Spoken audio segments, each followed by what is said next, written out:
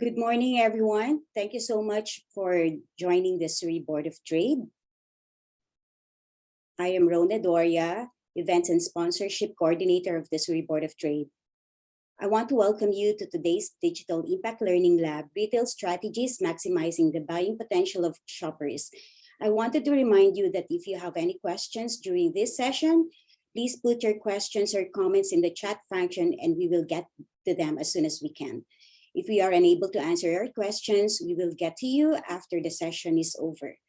I acknowledge that we are in the traditional territory of the Coast Salish people, specifically the Kwantlen, Katzie, Kwiketlam, Kaikite, Semiahmoo, and Tuasin First Nations.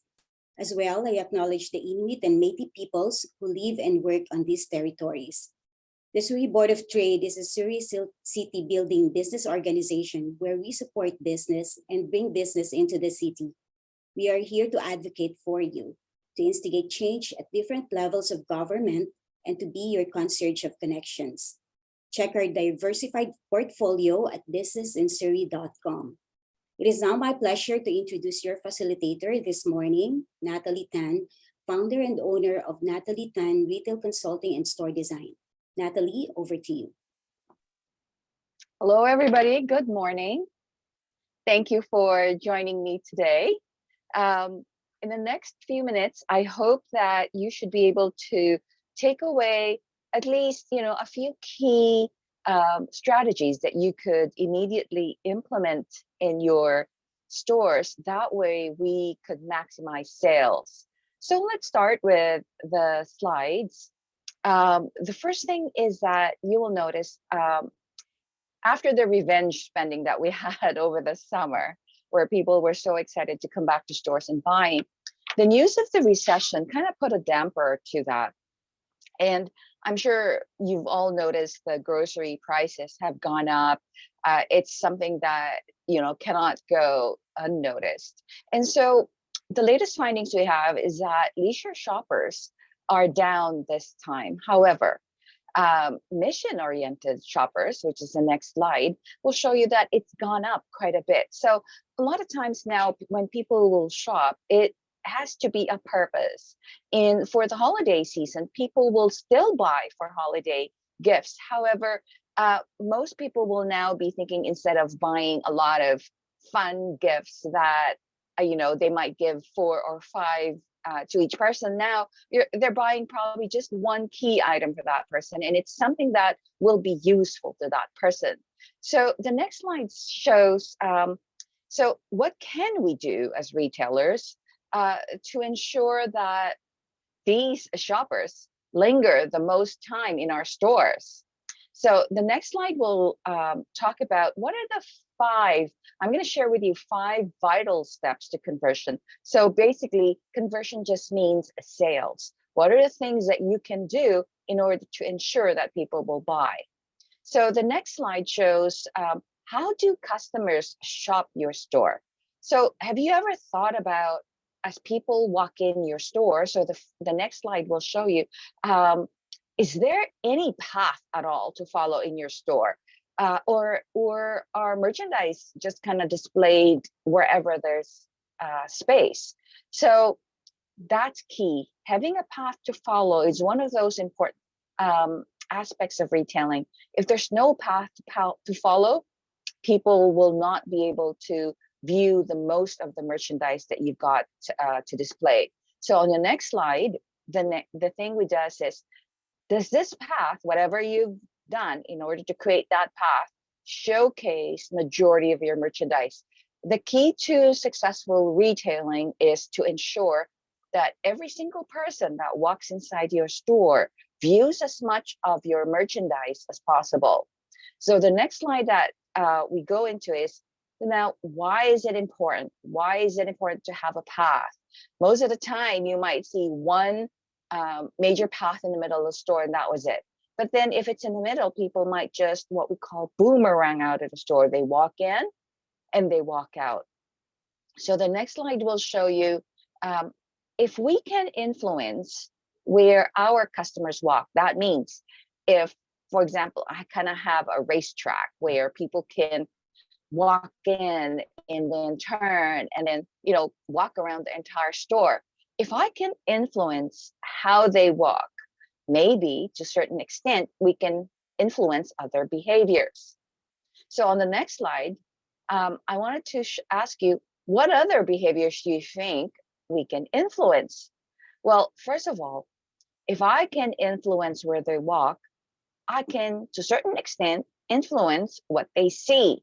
And it's very important to have not so much control, but rather, influence on what people see. So the next slide will show you, aside from what people see, if I could actually have control over where people walk, I can, to a certain extent, then on the next slide, show you influence what they will touch. Why is it important? Because an item that is not touched will not be bought. However, once a customer picks an item up, more than likely that item will be sold. So on the next slide, it will show you, if I can, to a certain extent, influence what they see, where they go, what they touch, then what do you think can I also influence? Well, on the next slide, it will tell you, what do you want to influence as a retailer? Well, next slide shows you definitely you want to influence what they buy and how much they buy.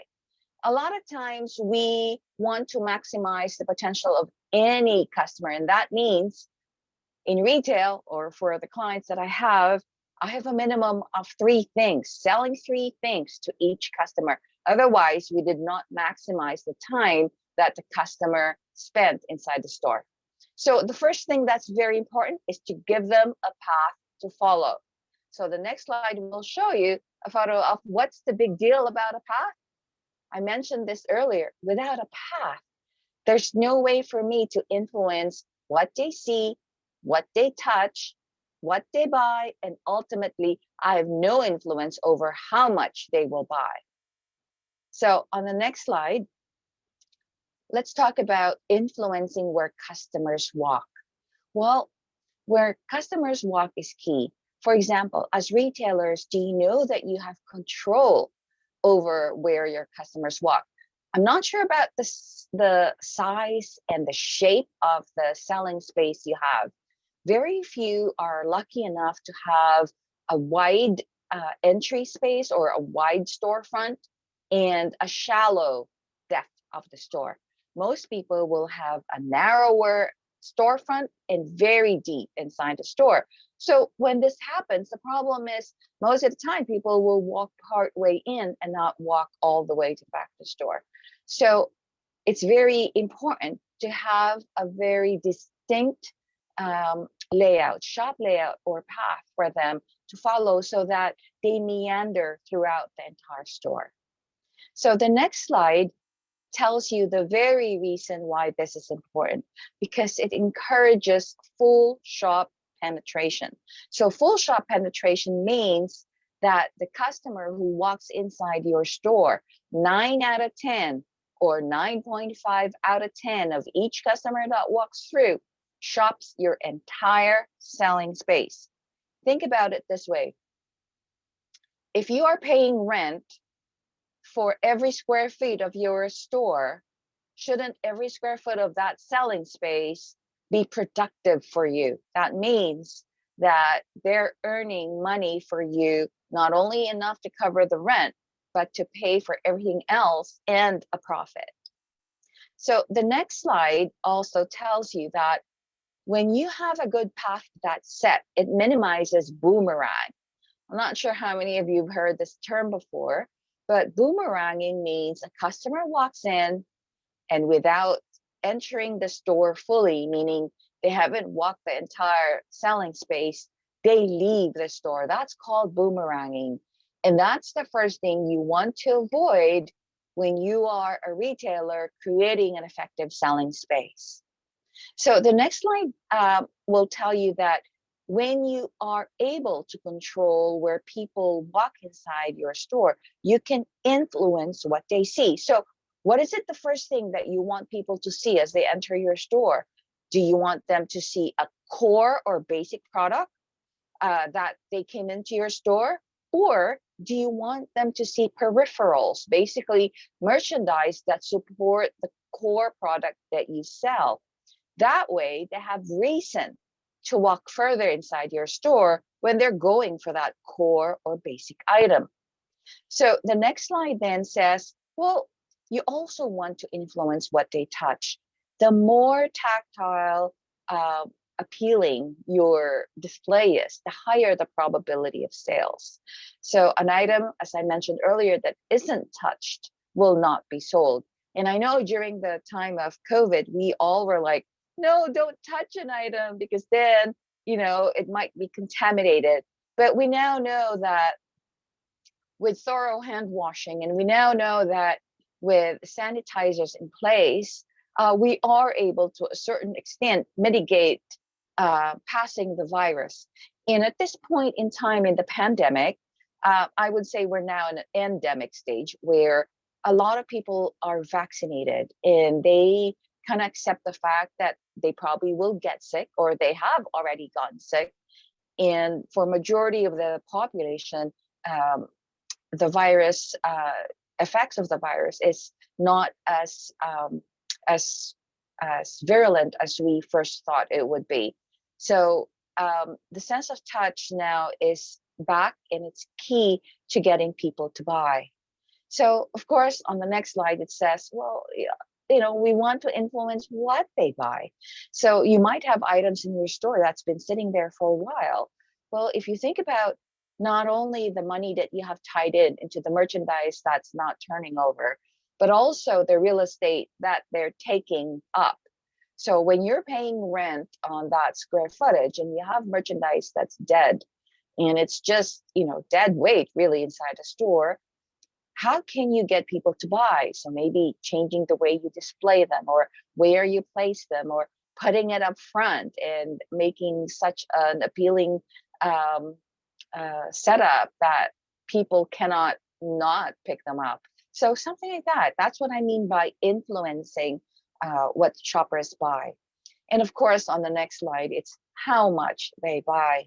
So I mentioned 3 items as the key success to sales. It doesn't mean that each and every customer will buy 3.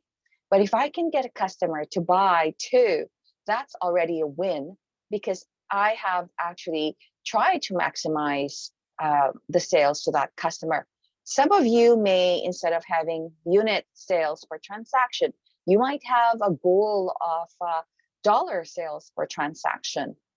And so in this case, you might say, for each and every customer, I would like them to buy $30 or $20 or whatever that amount is. So having a good layout actually will have a key bearing on how much customers buy.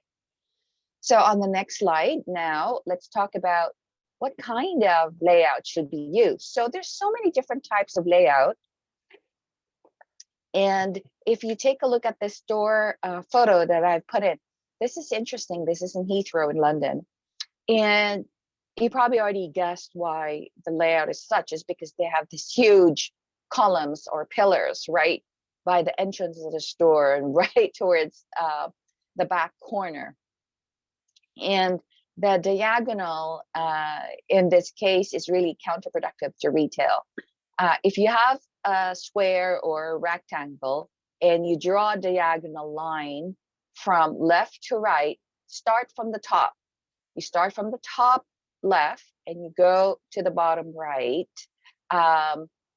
The highest sales, for example, some will say it's up front, some will say on the right hand side. For myself, I always found that it's the other way around. It's the diagonal that goes from bottom left to top right that will achieve the highest sales. However, when there are hindrances, such as in this store, what they've done is quite good, actually, that they've covered the pillars with merchandise and allowed people a good sort of racetrack. If you think about it, somebody can walk in an entrance, loop around, and then go out. So, that's one of the best ways to utilize a challenging space like this. However, I can tell you right now, even if they did a good job in making the most of it, a lot of people are boomeranging out. And you can probably guess where they're boomeranging out is that first middle in between the two pillars. That's where they're boomeranging out. So what they've done is actually they've put destination type of products at the back to entice people to walk all the way in. So the next slide will show you a typical layout of what we call a grid pattern. A grid pattern, I'm not sure if it looks familiar to you already, but grocery stores are in a grid pattern. Functional stores such as home hardware stores are in a grid pattern. And you might notice discount stores such as I would say HomeSense or Winners are in a grid pattern. So a grid pattern is awesome to use when you have a whole range of products, and almost like a grocery store, you actually have signage that tell people where to find items. So that's a grid pattern. The next slide shows you more for a boutique. So a boutique, we would like a free flow, and women are very receptive to free flow because it allows them to meander. Um, you know, it's funny how when stores are designed, especially like the grid pattern, that they almost expect you to walk in a military grid style. And you know what I mean? You're walking in and you're turning a sharp 90 degrees. The problem is most people do not walk that way. We actually turn our heads left or right, and we turn our heads 45 degrees.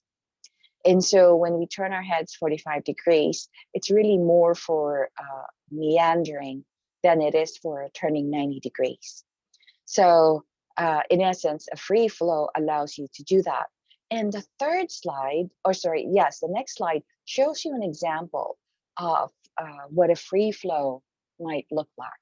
So you kind of have 45 degrees here and there. And so as you walk in, your head might turn 45 degrees to the left or to the right, allowing you to follow where your head kind of turns. The next slide really is a racetrack layout. And this is my favorite. If you have a store that's 20 feet wide, or at least 20 feet wide, you're good for a racetrack, meaning right by your entrance, you're sort of creating a letter U shape, similar to the pattern that I have here. And your cash desk will be located 2/3 down the middle of the store, not quite all the way back. And now the location of the cash desk is key because, as we all know, people tend to avoid a cash desk, and for good reason, because at this point they really haven't made a decision of what to buy, and therefore they're really not yet ready for the cash desk. So by having a racetrack layout, you're getting them to see majority of your store before before they would exit the store. So as they walk in, they see your store. As they pay for your merchandise and walk out of your store, you're selling your merchandise to them again. So that's what I kind of like about a racetrack. There's an entry point and there's an exit point. So the next slide will show you a very obvious racetrack.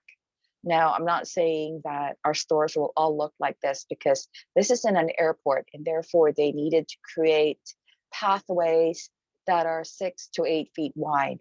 In our stores, small stores, the minimum is in between fixtures is really about 3 feet for a secondary pathway and 4 feet ideally for a primary pathway. So let's take a look at the next slide. I have a short sample case study for you. So take a look at this on the next slide. It shows you a store that my team and I worked on. So customers will walk in from the entrance, and as you can see, it's actually labeled entrance. And as they walk in, they kind of slope down to where the cash desk is. And you have core products right at the leftmost side of the diagram that's facing you.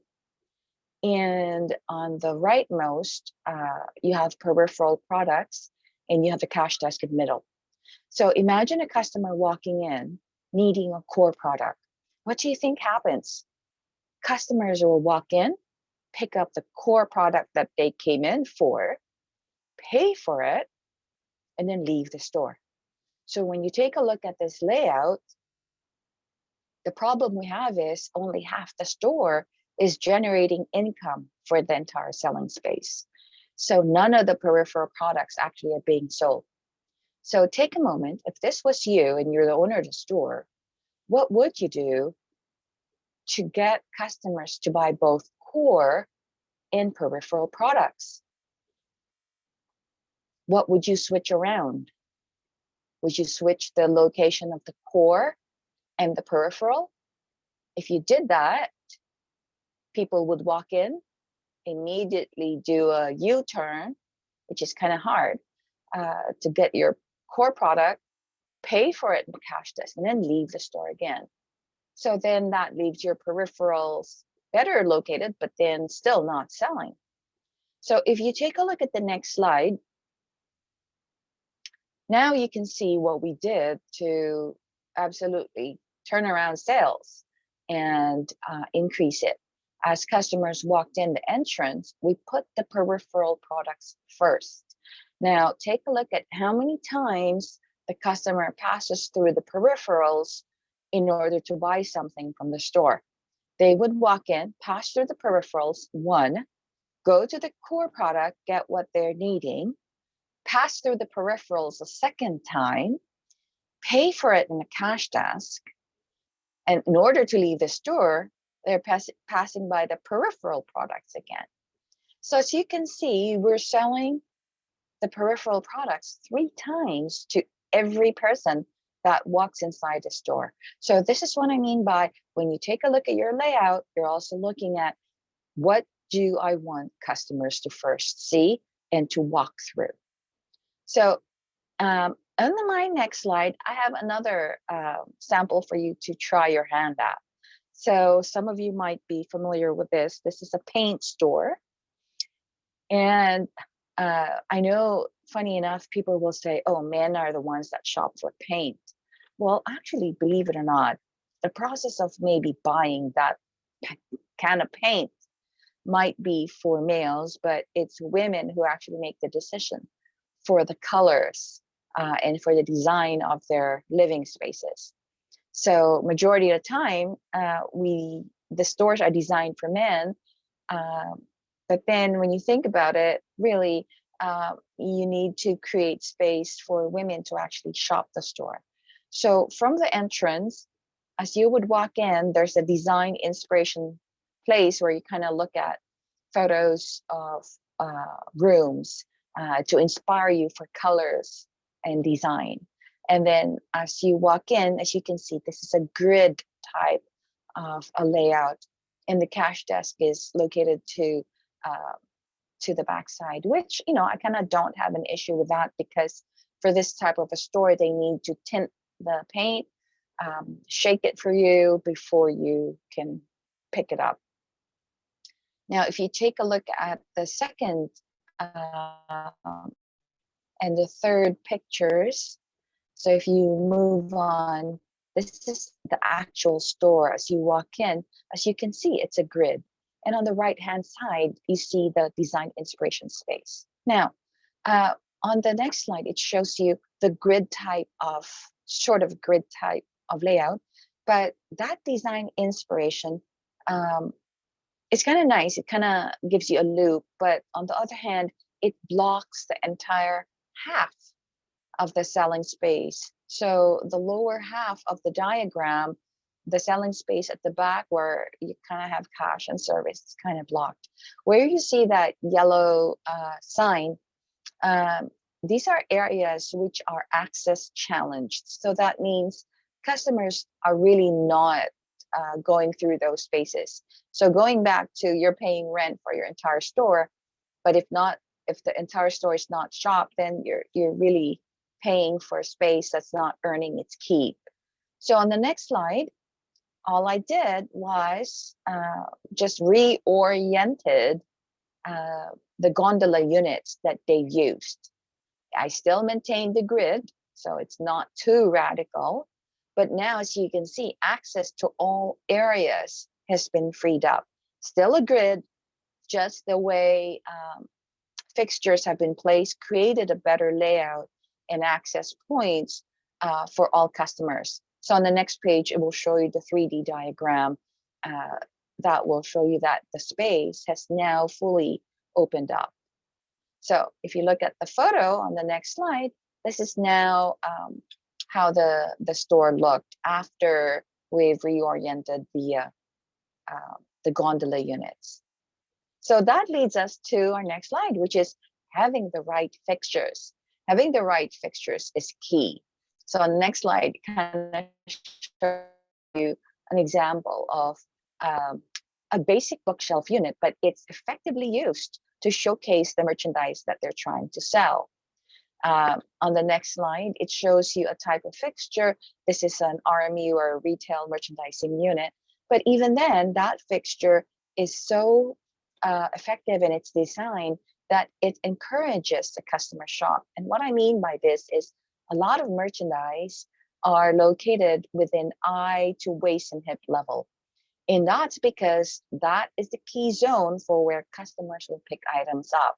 Anything above the head is really more for displays. And anything below the knee is, again, either for storage or just for large items as a backup stock. Next page will show you an example of very inexpensive fixtures from IKEA. You might recognize these as the LAC table units that are $10 each. And the tables that you could buy the legs separate from, and the tables I think cost, the tabletops are $30 and the legs are I think $5 each. So as you can see, you need not spend a lot of money to have the correct fixtures. And what I love about these fixtures is it provides already the shape where you have something low, something waist level, and something higher at about chest level. So chest level, you've got merchandise, waist level, you've got merchandise, and above your knee, you've got merchandise. So that is the key zone to sales. And as you can see in the store, they've used the top highest unit to display key items that they would like to sell that is housed in the rest of that unit. So on the next page, it kind of shows you other items that you could use. You could also use the LAC shelving unit. I'm not sure if they still sell this, but if not, they probably have something similar to this. These are key items that you can use. Next page, I have a question for you. At present, do your fixtures promote the sale of your products? Or are your fixtures just there to carry as much inventory as possible? So think about, again, fixtures are an investment piece, and you're paying rent on each square footage. Are both items or both elements inside your store selling for you? So on the next slide, it tells you, how do fixtures promote the sale of your merchandise? Well, as we go on the next slide, I want to show you an example of a store where they spent so much money having fixtures custom made. These are all made of steel, so they're not cheap, and glass. And I'm not sure about you, but it kind of looks warehousey to me. Although I like the fact that it's white, it's clean. However, the very merchandise they're selling, you know, I know they look expensive, but the display is far from it. And there are pieces, if you look on the rightmost side, where they have this huge pottery. Well, you know, for a customer, I'm afraid to pick them up based on the fact that they're on a glass shelf that's fairly, well, it doesn't look thick to me. It's fairly thin. So I'm afraid to bang that pottery back into the glass shelf. And so I'm kind of almost afraid to touch any of these. So if you look on the next page, what I did was I just went to IKEA, bought their Kallax unit, and used the very same merchandise. I use a strategy of display here called repetition, where now it looks, it's given its own space. So now the price point is warranted because these are all gold leaf, bronze leaf, and silver leaf. So these are not your $20 bowls. They're close to $100 each a piece. But the display from earlier to now kind of, says these are not inexpensive pieces. The next slide will show you something that's quite frightening to me to hold. These are heavy pottery pieces. Again, on the glass units, it's kind of scary to hold them. And the funny part is the top pottery are $30 each, so they're very inexpensive. But the pottery that's displayed on the lower shelf are $300 and $200 each because these are art pieces. So there's a disconnect right there and then, also in the way they're displayed. On the next slide, shows you what I did. I put the pottery now in substantial shelving areas, like as you can see on the back wall, and I put them on the floor. And then in between them, I've put peripherals. So if, say, for example, you're selling pottery and this type of product, you don't want to leave them empty. The problem I have when I took this photo is people already bought the stuff. So a lot of potteries you can see on the right-hand side is now empty, and some of the ones in the back are kind of sparse. And that's because I was too late. People already bought the stuff before I could take a photo. But it kind of gives you an idea of how that table setting that's very inexpensive to buy from IKEA now creates an interesting display. And if you further analyze the photo, there's like so many triangles in here. And I love the fact that triangles actually sell in terms of shapes of display. Triangles will sell the most for you. So on the next slide, what it does is basically tells you that products are the star of the show and fixtures are your supporting actors. So those are important to remember because your fixtures are as important to the sales than as well as the product. On the next slide, a lot of stores have this slat wall. And the problem I have with slat wall is because they have repeated patterns of line. They already create busyness, or what we call visual clutter, even without merchandise on it. So now can you imagine visual clutter wall with more products on top of it? Now I don't know where to look. It's very important to influence what customers see by creating what we call space around the merchandise you're going to sell, unless they are very inexpensive price points where you want to mass merchandise them. On the next slide, I also have the same challenges when I have to work with a grid wall. Grid wall has repeated patterns of squares in it. The only times I love the slot wall in the grid wall is maybe in a dollar store where a majority of it is covered, and yet they provide the ease of operations in terms of merchandising the wall. On the next slide, it shows you a store where, we already have all the slot wall. They just installed it. It costs money for them. What can you do to mitigate the effects of the slot wall? In this case, I told them to just buy either paper, or in some cases go to buy remnant fabrics that you could put at the back to sort of stop that repeated patterns of line. Even then, here they bought actually too thin of a paper to mitigate the effects of the line. But I think you get my meaning. So on the next slide, let's talk about your fixturing plan. So make sure it's modular, meaning that I could move things around. Like on here, I could use the top table for the bottom. I could put it on the side and so on. Make it easy to shop, meaning make it easy for people to reach for the item. Make it your own. So even if it's a generic type of fixture, through the use of signage, for example, with your store logo on it. We can make it your own and make sure that you enhance the product values of the items you're selling. So on the next slide, if you're a clothing store, again, going to wall standards, they're inexpensive and they recede from the eye. People already are used to seeing this. So in essence, it kind of fades from their viewpoints. So on the next slide, let me show you that store in the beginning where I kind of said, okay, this is the peripherals and this is the core. Well, as you walked inside the entrance, this is what you saw. And the next page shows you what I did with $350 worth of IKEA Billy bookcases. So not only did we erase all the clutter, we also took up pretty much a lot of the inventory that the owner had in their storage space. The problem with inventory in the storage space is that they're not being sold. So those are dead stock. Next page shows you an example of a fixture. This is an airport here at YVR. They have gondola units. I'm not saying gondola is bad. In fact, they're good. The problem is they're not so inviting to touch. So on the next slide, kind of shows you, again, just an experimental display that we did.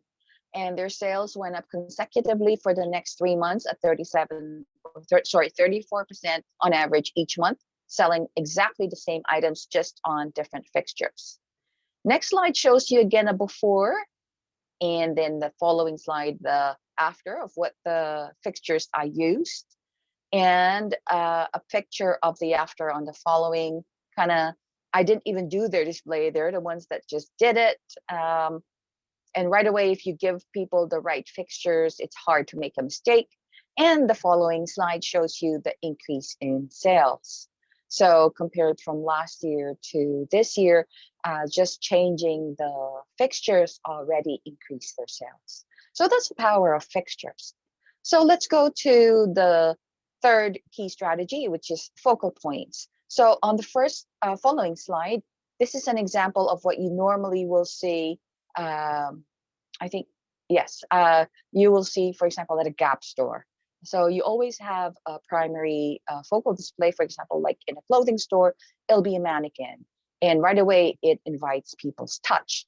Next slide shows you a primary and a secondary display. So a primary is the one I encircled, and it kind of brings your eyes left, right, and towards the back. The next slide shows you the secondary display, which is up top on the topmost shelf where people can't buy from anyways, and it brings their eye down. So in essence, what the primary and secondary focal display did is encase that whole entire department to ensure that people do not miss anything in that section. So the following slide tells you that a focal display calls attention to a specific area. So if you take a look at this photo, the first thing people tell me is, oh, I see the color red. And so I tell them, so where does that red bring your eye to? Well, it starts from the front, leads your eye middle, all the way to the back wall, doesn't it? So that's what a focal display does. So what I've done here is already essentially controlled how that customer walked. They would walk from that first section of the garden tables and chairs and walk all the way to the back wall where I have my core product, which are table napkins and tablecloths.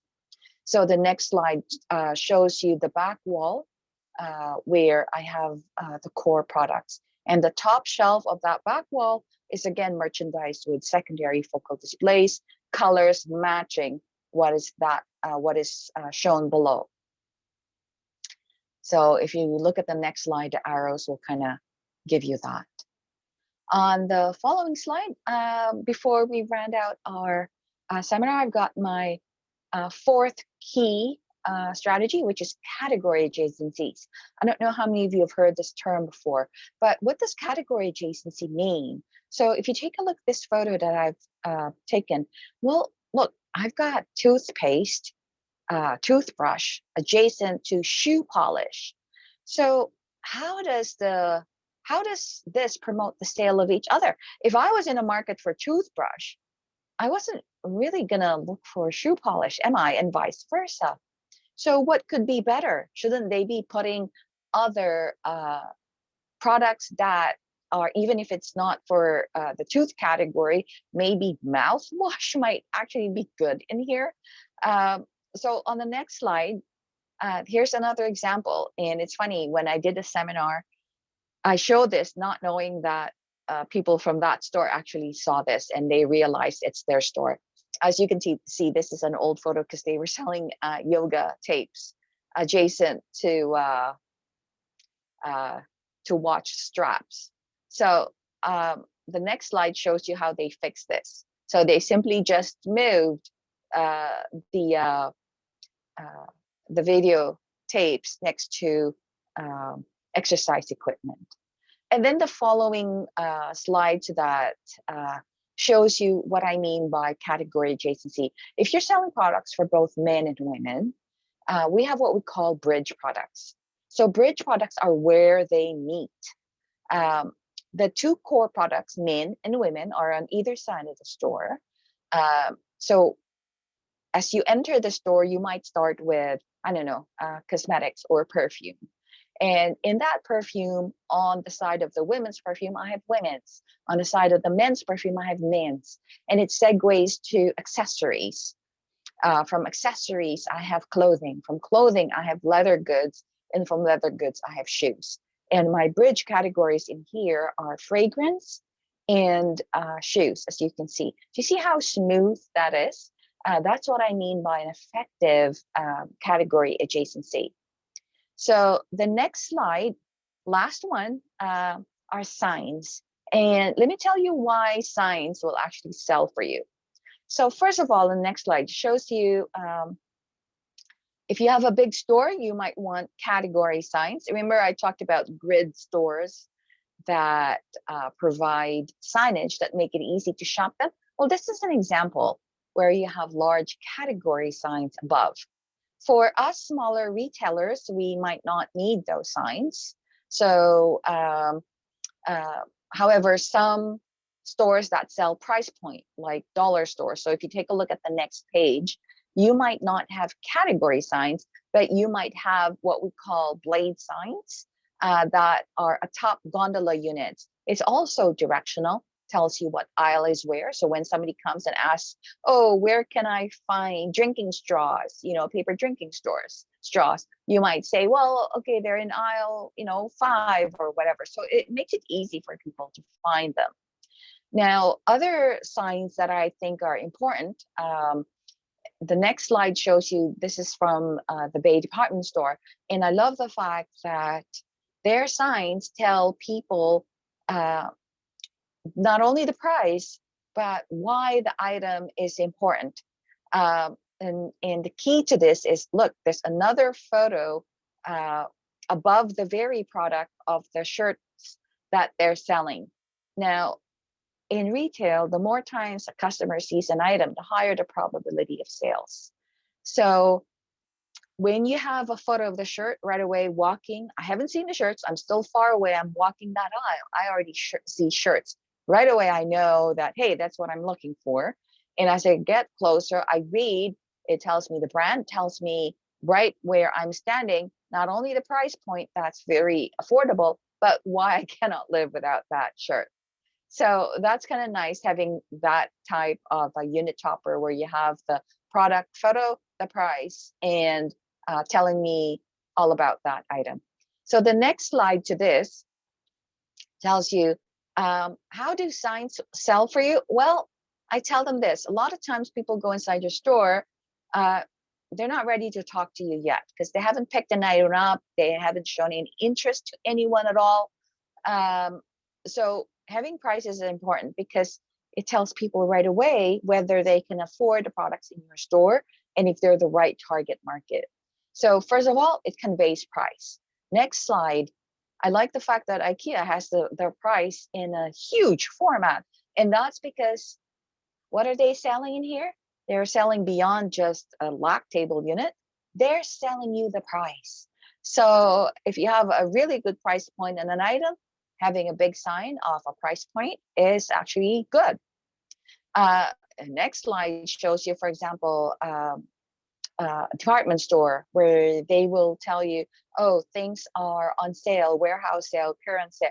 All these actually promote the sale of varied products and increases the penetration inside your store. So right outside your store or your windows, you might have huge signs like this, and they're layered inside your store. Next slide shows you, for example, how to promote multiple selling. So if you're selling dinnerware, for example, these are the items that you might want to buy with it. If you're selling, for example, a coat or a blazer or a jacket, having items that you can wear with that piece actually will promote its sales. So you want to do that visually. And as a suggestion, you might also incorporate it in your signage. The next one is a favorite of mine. It's a client of mine, and it's funny, they have tons of these photo boxes that are acid free to keep your photos. And they have a lot of them. But if you take a look at the price point, you can buy one for $6, two for $8, or wouldn't you rather buy three for $9? So if you take a look at this signage, I'm multiple selling for you in this case. So a lot of times people will just buy three because that's the most cost effective. Next slide tells you, be upfront about it. Buy it now or regret it later. Having signs like this remind people why they need to buy now and not procrastinate. And the following is from an old store from Sears, but I love the fact that, again, price point is upfront because it's very affordable, and they give people reasons. They already, if a customer has a question, they've already answered it. It's almost like watching those shopping channel where in one segment they already answered all the questions the customer might have. And if a customer has an objection, such as, oh, I'm not sure if this is cotton or will this shrink or whatever, everything is already written down for them. Now, next slide tells you why it's important to have signs. Items that have signs can increase sales up to 24%. And items that have price and fab is just features, advantage, and benefits. So if you not only have the price, but also telling people what the product is, saying it's 100% cotton and it's pre-shrunk and they put it in the washer and dryer, that can further increase your sales up to 49%. So following slide just tells you why it's very important to have a printed sign. Nowadays, everybody has a printer. Print it. Do not handwrite your signs because it devalues the very product that you're selling. So again, machine print versus handwritten, increase in sales of almost 60% in here. The following slide shows you an example of a local store I've done. Again, it's a handwritten sign versus the following slide where I showed a printed sign, a photo of the item I'm selling. So that increases the number of times the customer is exposed to the product. Now, just sign don'ts before I end and wrap up this session. It's funny, please double check the spelling of your signs. It's important. And also keep your signs clean. On this slide that shows you fleece blankets, $34.98, two for $34.98, and then below it $19.99 each, and then special handwritten new queen size 24. Avoid doing that if you can. Just keep it clean. And then on the following slide, again, this is something not to do. Please don't do this. It's just quite messy. It devalues the product that you're selling. And the following slide shows you, would you buy that vase for $230 on a handwritten sign? And to top it off, it's a beautiful store that has beautiful pieces inside, but right in front, they have personalized gifts. So, I mean, the price point already don't jive. And then the signage just made a mess of the entire selling space. Last, if you take a look at this slide, I know it's from far, but it attracted me to this store because, hey, $10 for leggings, that's inexpensive. I go buy it. But then when I got closer, if you look at the next slide, this kind of ticked me off because it's not $10. You have to buy the set for, how much is that? 40, 50, 60, $70. And then I can get $10 off. And then that means the whole set is $60. So it's really not a bargain. So this kind of ticked me off and I wasn't too happy with it.